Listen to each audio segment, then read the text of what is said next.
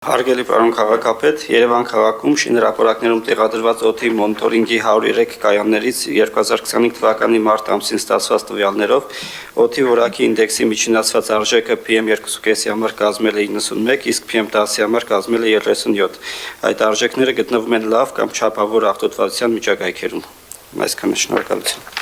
Շնորհակալ եմ, պարոն Ավետիսյան։ Մի փոքր խոսենք կրկին այս թեմայից, որովհետև հանրությանը ամենահուզող հարցերից մեկն է եղել եւ պարբերաբար կարծում եմ անդրադարձ պետք է ունենանք, ինչպես նաեւ մեր միջոցառումների ծրագրին, մասնավորապես այն ռազմավարությանը, որը որ օդի որակի խնդիրները վերացնելուն է միտված։ Այս սեզոնին արդեն իսկ օդի որակը Երևան քաղաքում էականորեն փոխվում է դեպի լավը։ Ճիշտ եմ արձանագրում։ Եվ սա ցույց է տալի մեր 173 սարքերը, որոնք որ տեղադրել ենք Երևան քաղաքով մեկ։ Եվ բայց մենք ունենում ենք խնդիրներ հիմնականում ձմեռվա ամիսներին, եւ դա պայմանավորված է ինչով, պարոն Ավետիսյան։ Պարոն քաղաքապետ, ձմեռային ամիսներին մենք յուրաքանչյուր տարի ունենում ենք այդ խնդիրը, պայմանավորված եւ ջեռուցման սեզոնով, երբ որ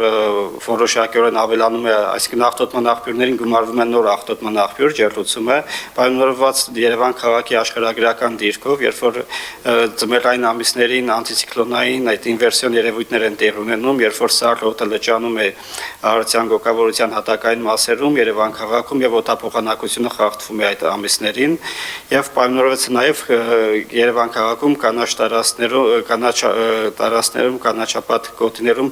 մշտադալար տեսակների սակավությամբ, երբ որ այդ կանաչ գոտիները իրենց ֆիլտրող գործառույթը չեն իրականացնում, այսինքն քիչ են դրանով պայմանավորված եւ մեր գործողությունների ծրագրում, քարտամյա գործողությունների ծրագրում մենք նախատեսել ենք միջոցառումներ, կուզենայի տեղեկացնել նաև, որ շրջակա միջավայրի նախարարության կողմից եւս մշակվել է մթնոլորտային օդի պահպանության բնագավառում 2025-2030 թվականների համալիր միջոցառումների ծրագիրը, որը շատ համահունչ է նաև մեր առաջարկած քարտամյա ծրագրին եւ հաջորդ շաբաթ մենք հանդիպելու ենք շրջակա միջավայրի նախարարության մեր գործընկերների հետ, հասկանանք մեր միջոցառումների ծրագիրը ինչպես է գրվում կառավարության այդ որոշմամբ հաստատվող հնգամյա գործողությունների ծրագրին, որտեղ շատ գործողություններ եւ մենք ենք արտադրել եւ իրենց ծրագրում է նախատեսված եւ քանի որ հանրապետության մասշտաբով իրականացվելու են իրենց առաջարկած միջոցառումները, միգուցե ինչ-որ ձև ինտեգրվի նաև մեր քարտամյա գործողությունների ծրագիրը։ Նաև կուզենայի տեղեկացնել, որ հրապարակվել է հիդրոմետրի օդի աղտոտվածության 2024 թվականի ամփոփագիրը, որի համաձայն 2024 թվականին Երևան քաղաքում նվազել է փոշու աղտոտվածության մակարդակը համեմատած նախորդ տարիների, եւ եթե նախորդ տարիներին դիտարկվող քաղաքներում ամենաբարձր փոշու մակարդակը գրանցվում էր Երևան քաղաքում, 24 թվականին արդեն Երևան քաղաքում նվազել այդ ցուցանիշը եւ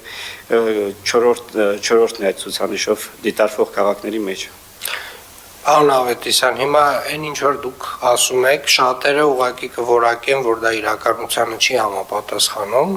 Մի պարզ պատճառով կարծում եմ, որ մինչև նախորդ տարի մենք այս ծավալի չափումներ օդի որակի ուղղակի Երևան քաղաքում չէինք արել։ Այսինքն այն սարքերի ծավալը եւ քանակը, որ նախորդ տարի արդեն ունեինք Երևան քաղաքում, 160-ից ավելին էր։ Մեզ հնարավորություն է տվել լայնորեն խոսել այս թեմայի շուրջ եւ իրականում այս այն ամենակարևոր, այսպես ասած, դիագնոստիկ փուլն ենք անցել, որտեղ որ հասկացել ենք, թե ինչ խնդիրներ ունենք։ Բայց այնուամենայնիվ նաեւ ձեր խոսքին եմ ուզում անդրադառնալ, որովհետեւ փոշու քանակը եւ օրինակ ձեր մատնանշած առաջին խնդիրը, որ ջեռուցման սեզոնի հետ է կապված, արդյոք իրար հետ այդպես փոխկապակցված են, արդյոք օրինակ գազի սպառումը փոշու խնդրի հետ է կապված, թե դա այլ աղտոտիչ է։ Պարոն քաղաքապետ, ջերմության սեզոնին քանի որ ոչ միայն գազ, նաև այլ վառելիք է օգտագործվում, հիմնականում մանրատիկ փոշու կամ այսպես ասած PM2.5-ի աղբյուր ջերմությունը եւս հանդիսանում է։ Ջերմությունը այդ օրգանական փոշու օրգանական ծխի մասնիկները հանդիսանում են PM2.5-ի աղբյուր եւ նաեւ դրանք քանի որ գումարվում է ձմեռային ամիսներին օդափոխանակության խանգարումը, այդ ամենը բերում է նաև մեր սարքերի կողմից արձանագրվող PM2.5-ի մակարդակի ավելացման։